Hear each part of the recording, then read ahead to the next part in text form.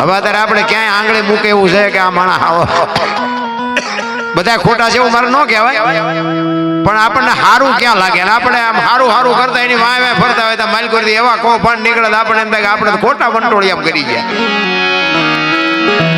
હારા હારા ડિટેલો આપણે જોઈએ ને મોબાઈલ દ્વારા ઘરે બેઠા બધાને ખબર પડે, મારીએ તમને ખબર પડે કે મારા શું ધંધા છે.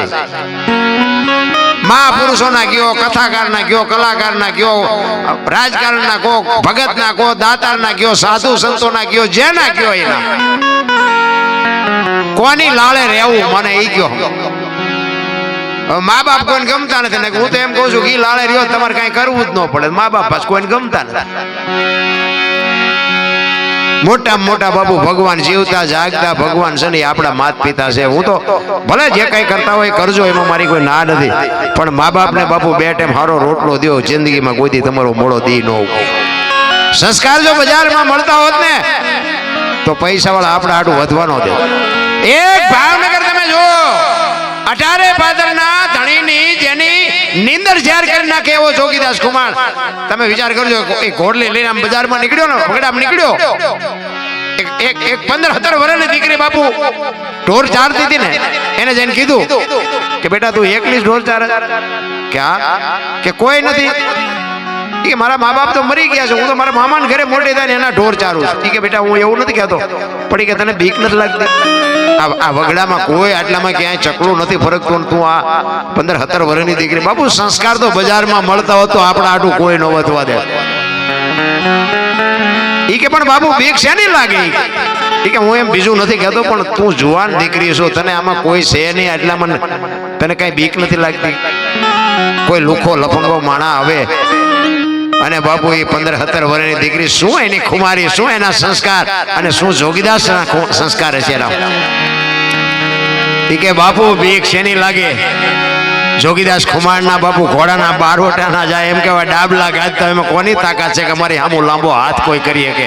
આ ખુમારી, આ સંસ્કાર, આ બાપુ લોહીના ગુણ છે. જંગલના રખડતા જાનવરને, હરણાને કોઈ કવિએ પૂછ્યું તમે આટલું બધું કેવી રીતે દોડી શકો છો? હરણાને પૂછ્યું કવિએ, તો હરણાના બચ્ચાએ કીધું કે કવિરાજ તમારે સાંભળવું છે અમે આટલું બધું કેવી રીતે દોડી શકી? તો કે હા.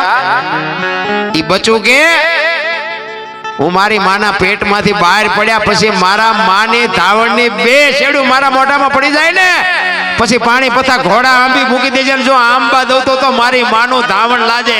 આ ખુમારી હોવી જોવે. તમે નું તો માણા છે ભલા જાનવર પૂજાય. હળદીના ઘાટ ઉપર રાણા પ્રતાપનો ઘોડો પૂજાય છે, સતાધારમાં પાડો પૂજાય છે, જમરાળામાં ભેંસ પૂજાય છે, કચ્છમાં દાદા મેકરણનો કૂતરો ને ગધાડો પૂજાય છે.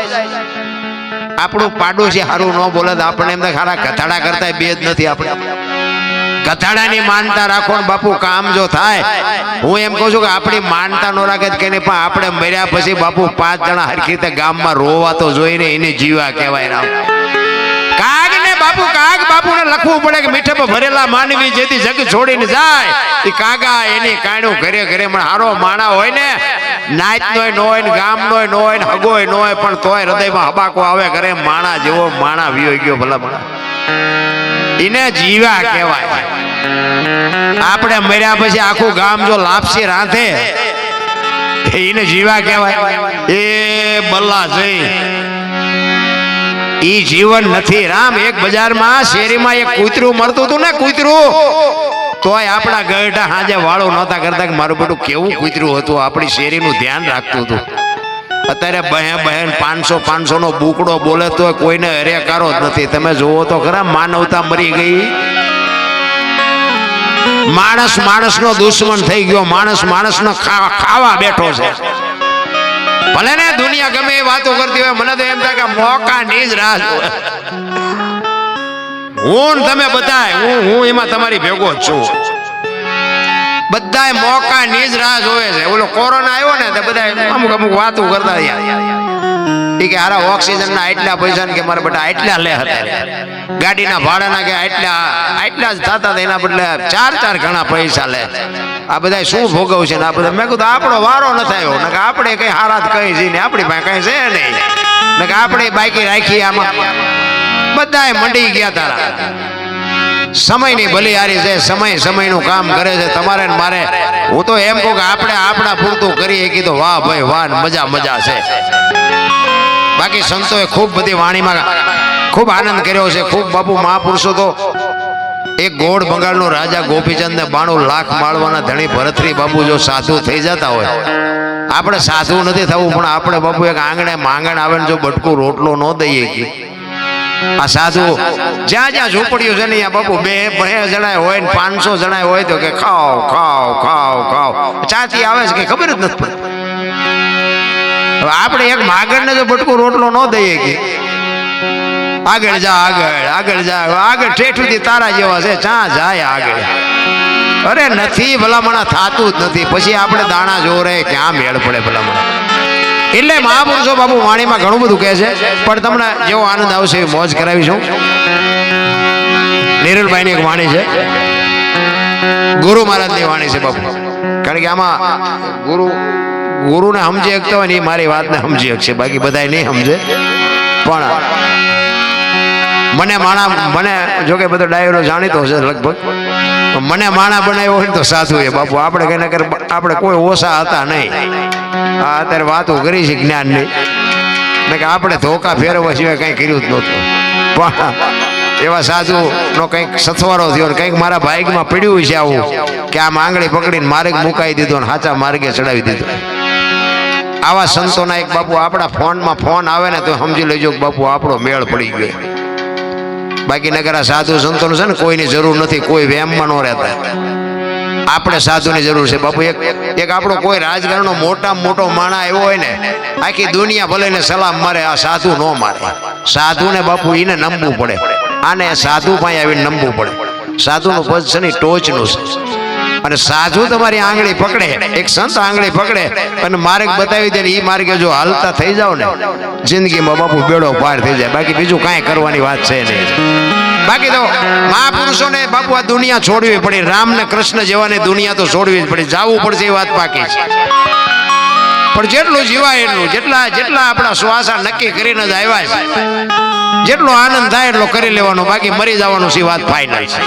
ઋષિ મુનિઓનો બાપુ દેશ છે, સાધુ સંતોની ભૂમિ છે. અમારા ગુરુ મહારાજ તો એવું કહેતા કે એક સાધુ તમને હામો મળે, ભગવી ચિત્રી હામી મળે ને જો સીતારામ ન બોલી શકો તો મરી જાય જોઈએ, કે તમને જીવવાનો કોઈ અધિકાર નથી. એક સાધુનો દીકરો, કોઈ પણ સાધુ, કોઈ પણ સંત, કોઈ એક ભગવી ચિત્રી હોય અને બાપુ સીતારામ જો એટલું ન બોલી શકો તો તમને જીવવાનો કોઈ અધિકાર નથી. અમારા ગુરુ મહારાજ આવું કહેતા.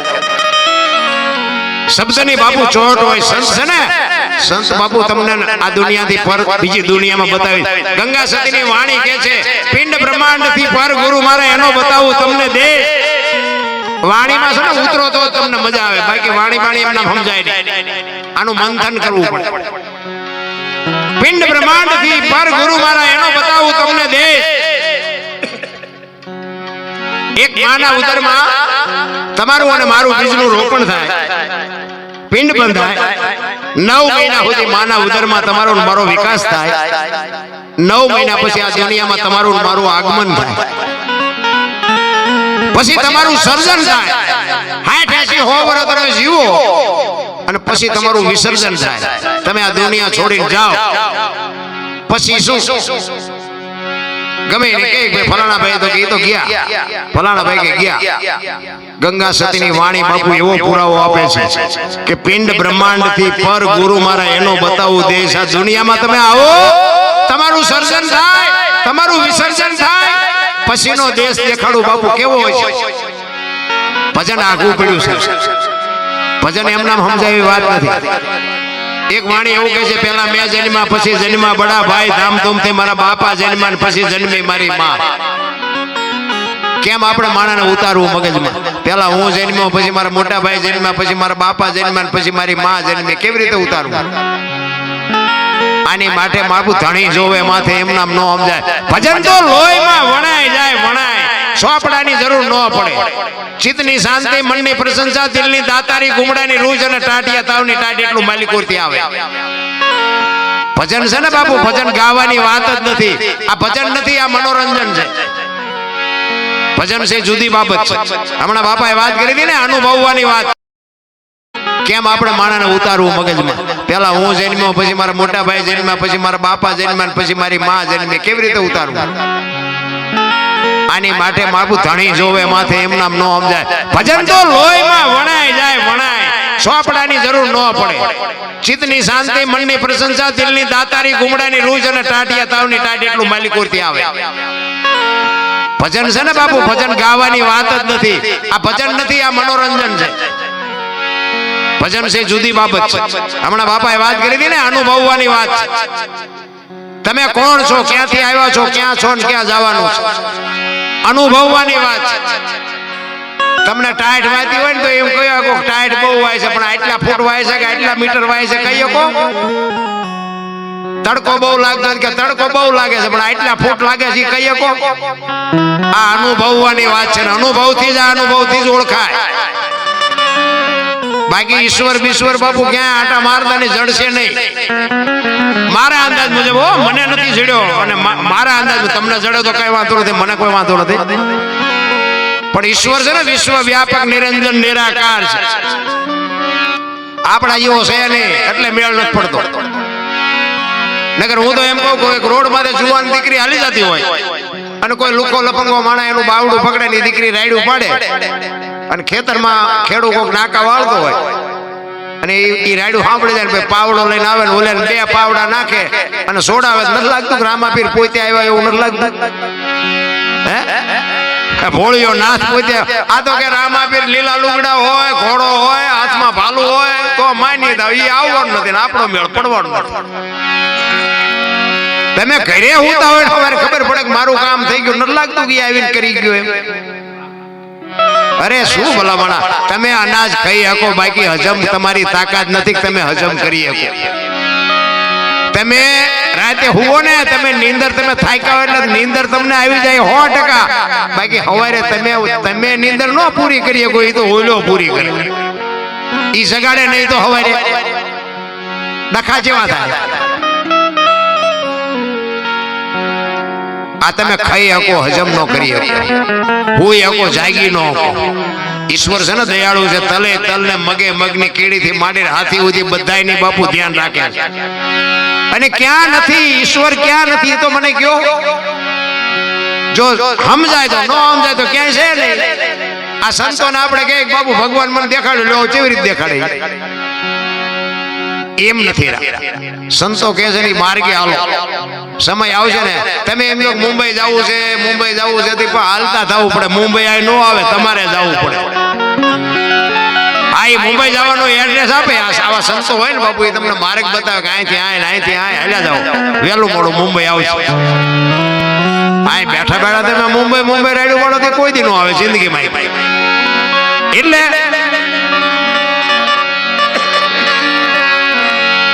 મહાપુરુષોની ભૂમિ છે. સંતોએ બાપુ ખૂબ બધી વાણી કરી અને પોતે અનુભવ કરી ક્યાં શું પડ્યું છે એનું પરફેક્ટ કરીને બાપુ આપ્યું છે. તમે જુઓ આપણા કેટલા બધા મહાપુરુષોને શું ન આપ્યું એમ. એટલે એક વાણી મારે કરવી છે. જલારામ બાપા વીરપુર અને અખિલ બ્રહ્માંડનો માલિક એની ઝૂંપડી આવે અને પોતે એમના ધર્મપત્નીની માગણી કરે અને વીરબાઈને કહે છે એક સાધુ આવ્યા છે તમારી માગણી કરે છે. વીરબાઈ એમ કહે છે કે ભક્તિની વેરડી તો વર્ષોથી હાલી આવતી હતી, પણ આજે વેરડીને ફળ આવ્યા એવું મને લાગે છે. મને માગવા વાળો બાવો જેવો તેવો હોય નહીં. મારા બાપાએ તમને હાથ આપ્યો છે ને એ હાથ મને આપી દો, મને જવામાં વાંધો નથી. વીરબાઈ નું બાવડું પકડી અને જલા બાપા આવ્યા. બાપુને કીધું કે બાપુ બૈરું જોવે છે કે હા ગાયો એ આપ્યો ને બાપુ. તેથી સત્તાધાર ની ગાદી ઉપર આપા ગીગા એની હાથે ટોકરા નગારા ઝાલરું મળ્યું વાગવા. બધા કે આ શું થયું? આ તો કૌતુક થયું. એની હાથે નગારા આરતી વાગે. આપા ગીગા બાપુ આમ નજર કરીને દાંત કાઢે છે કે બાપુ આ શું બન્યું? કે હોઈ જાવ, કાંઈ નથી બન્યું. કે પણ બાપુ ગયો તો ખરો, એની હાથે આ બધા ટોકરા ઝાલરું વાગે. કે કાંઈ છે નહીં, વીરપુરની બજારમાં લોહાણાના દીકરાએ વીજળીના ચમકારે મોતી પરોવી લીધું. બસ વાસ્તુ આટલી છે. ટાણું આવે અને કાંઈક કરી લ્યો, બસ મુદ્દો આટલો છે. બાકી કાંઈ બાપુ ઢોલ વગાડવાની જરૂર નથી, કોઈ ખોટા ખેલ કરવાની જરૂર જ નથી. હું તો જો કે બધો જાણીતો ડાયરો છે, પણ હું એમ કહું મારા જેટલું પાપ તમે ઝઘડા કે તોફાન મારા જેટલા તમે એકેય નહીં કર્યા હોય તોય આપણો મેળ પડી ગયો. બોલો તમે બધા હેઠે બેઠા છો, અમે ઉપર ચડી ગયા. કહેવાનો મારો મિનિંગ કાંઈ બહુ લાંબી વાત વિચારવાની જરૂર જ નથી બાપુ. બસ ટૂંકમાં તમે કોણ છો એનું તમને અનુભવ થઈ જાય તો વાત થઈ જાય પૂરી, બાકી કાંઈ આગળ હાલવાની જરૂર જ નથી. એટલે કાનદાસ બાપુ આ ભજન લખે જલાની વાણી. જલા બાપાની અખિલ બ્રહ્માંડનો માલિક આવ્યો, એનું બૈરું આપ્યું, બૈરું લઈને પાછું અખિલ બ્રહ્માંડનો માલિક ગયો ને એને એમ જો ખરું આ બૈરું આપી દીધું, મૂકવું ક્યાં?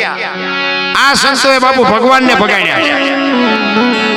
ઈ જંગલમાં ગયા ને વડલાના છાયા વીરબાઈ ને બેહાડ્યા ને જોડે ઝંડો બે આપ્યા. ઈ કે હાલો આ રાખો હું આવું છું હમણાં બહાર જઈને. જીઓ હજી નથી આવ્યો. જોડે ઝંડો હજી બે વીરપુરમાં પડ્યા છે, તમે જાઓ તો દર્શન કરજો. ઈ જલ્યા એમ નામ બાપુ દુનિયા કોઈ ગાણા નો કઈક મહેનત કરવી પડે. સંતોની વેદના છે, સંતોની પીડા છે. કારણ કે પોતાના અનુભવ થયા પછી તમને મને એક કેળો પાડવા આટું આમ કરો મરી જશો ભૂંડી હાલત. સંતોની વેદના છે. દાસી જીવને ઈશ્વરને મેળવવા માટે બાપુ દાસી જીવનને 18માં ગુરુ ભીમ મળ્યા, 17 સુધી નો મેળ પડ્યો. આપણે એક ના ઠેકાણા નથી, ચાથી મેળ પડે. 18માં ગુરુ ભીમ મળ્યા ને બ્રહ્મણા ભાંગી. કહેવાનો મારો મિનિંગ એક તમારી તમન્ના હોવી જોઈએ મારે આ કરવું છે. જ્યાં સુધી આપણને અંદરથી એક નક્કી ન થાય, ગાંઠ ન વળે ત્યાં સુધી વાત ખોટી. અને ગાંઠ વળી ગયા પછી બાપુ કસોટી તો આવવાની. કસોટી હોનાની હોય, લોટાની ન હોય. માર્ગે ચડશો ને આના માર્ગે ચડ્યા પછી લોટાના સણ્યા સાવવાની તૈયારી હોવી જોઈએ. ભજનનો માર્ગ તો જ મેળ પડે એવું છે. કચ્છનો બારવટીયો જેસલ જાડેજો બાપુ આ કાંઠે બારવટીયો હતો ને, સતી તોરલ મળ્યા અને જ્યાં સુધી દરિયામાં ઉતર્યા ને ત્યાં સુધી બાપુ દરબાર ને એમ જ હતું કે આપણે થી દુનિયા હાલે છે.